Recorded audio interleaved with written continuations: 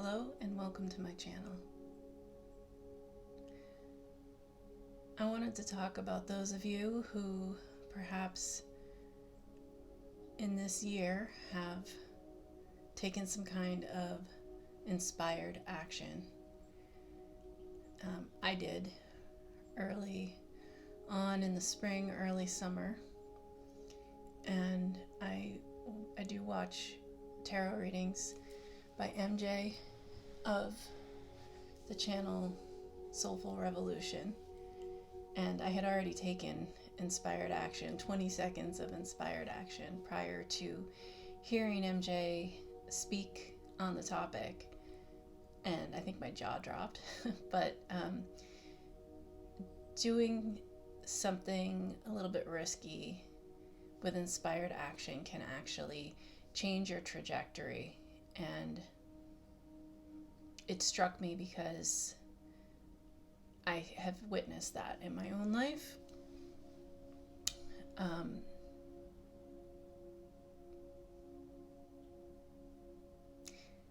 Basically, it's about opening your sacral chakra and taking away the stigma of fear, or conquering that stigma of fear. So it's not necessarily about taking, I want to say, unmitigated risks, but it is about working through your fears to take action on something that it can be inspiring to you. Something that has potential to bring forth new and different emotions.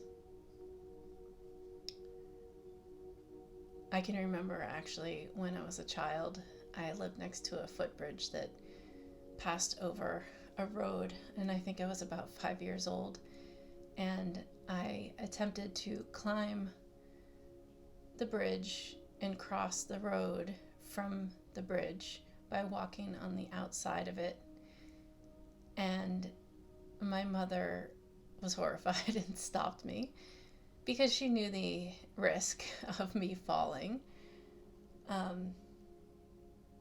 could have done it. I was known as the Tiny Terror. I was a little bit adventurous, but I obviously didn't understand the risks, and my mother did. I don't know what that would have done for my life if I had succeeded in my mission, but as an adult, I can say that there are definitely situations in life where I have wanted to do something and held myself back out of fear. And so I don't recommend doing that. Why do we disallow ourselves the joy and pleasures of following our dreams? It's a really important question to ask yourself. Usually it comes down to the feeling of being worthy of receiving the happiness and joy, and as a result of taking the action. And many of us, as we go through life, actually impose upon ourselves our own roadblocks, our own stigmas, our own constraints as to why we cannot pursue our passions. And sometimes those constraints and stigmas are creations from the input in our environment starting at a very young age, but we put ourselves through self-torture. It's like penance, because what? We're not deserving, and we are all divine beings. We all have value, and I implore you to see that value in yourself. You do deserve happiness. You do deserve the fruits of following your dreams. It just takes planting the seed. And really, those inspired actions are planting the seeds. You can see those seeds, as time passes, grow into beautiful trees that will bear fruit. And it may not be instantaneous. It probably won't be. But it is a manifestation into yourself. It is a manifestation, a sort of investment into yourself, such that you can see the fruits of your investment grow and ripen and come to you, and it's beautiful. And so I feel like the full moon we had on October 28th was very impactful to many people. It was very bright. And I believe that it illuminated the path so clearly that many of you were able to see more clarity in the path that is before you, whereas previously you may have known that there was a path for you. However, the options and the avenues and the different twists and turns and directions of that path may have been unclear.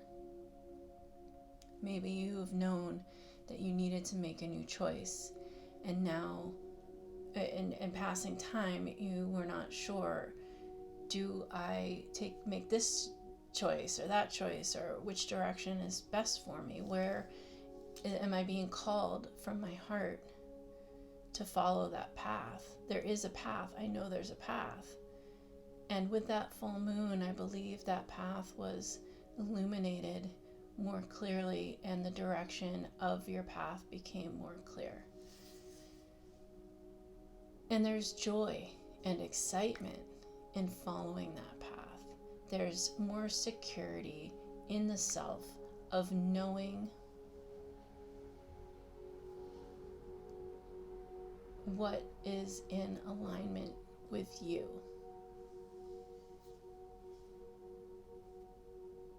Do you recognize that? Do you recognize the things that are in alignment with your vibration? I do. And it has a lot to do with reciprocity.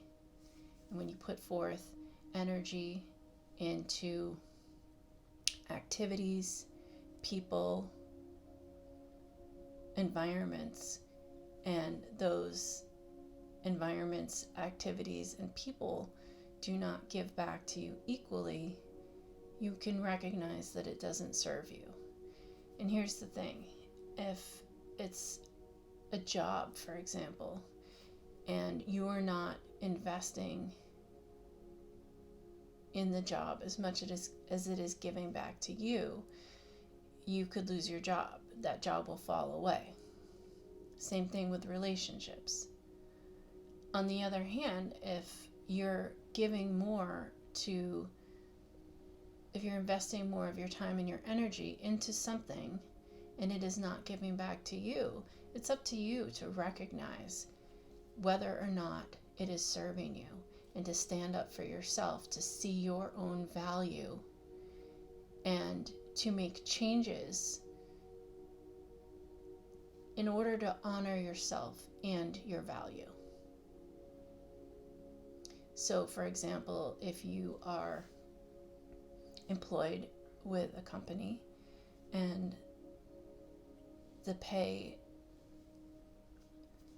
is not commensurate to your investment, then it's time to look for another form of employment or another company. Because the only way that others are going to appreciate your value is when you appreciate your own value, when you see your own worth. You show the world what your value is. You broadcast to the world your worthiness. And if you cannot see that in yourself, you cannot expect the world to reciprocate equally. First, you need to recognize that in yourself, that you have value and that you're worthy, and also that you will not tolerate anything less than what you deserve from all your investments. So it's important to consider how your relationships and your activities reciprocate to you, and consider how you can make adjustments when there isn't equal reciprocation. How can you make adjustments? So also with that full moon on October 28th, it was sort of the heralding in of a new cycle, the closing of an old cycle, and we're still kind of in that transitional period. There is still an opportunity to reflect on the cycles that are closing out and the cycles that are beginning, and how are you going to move into the new cycle. It's a time to evaluate where relationships are faltering or not giving back equally, or how are you not giving back equally to those relationships, and a time to consider making remedies to those relationships, whether that means letting people go or it means making repairs to certain relationships. That holds true for employment as well.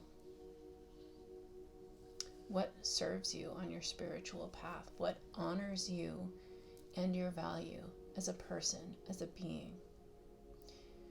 And if it doesn't honor you, how can you make adjustments? Where can you change? Where can you reinvest your time and your energy so that it comes back to you in equal measure? And if you involve yourself with activities that don't serve you, how can you expect to create new habits and activities that serve you better? Thank you for coming to my channel. Be well.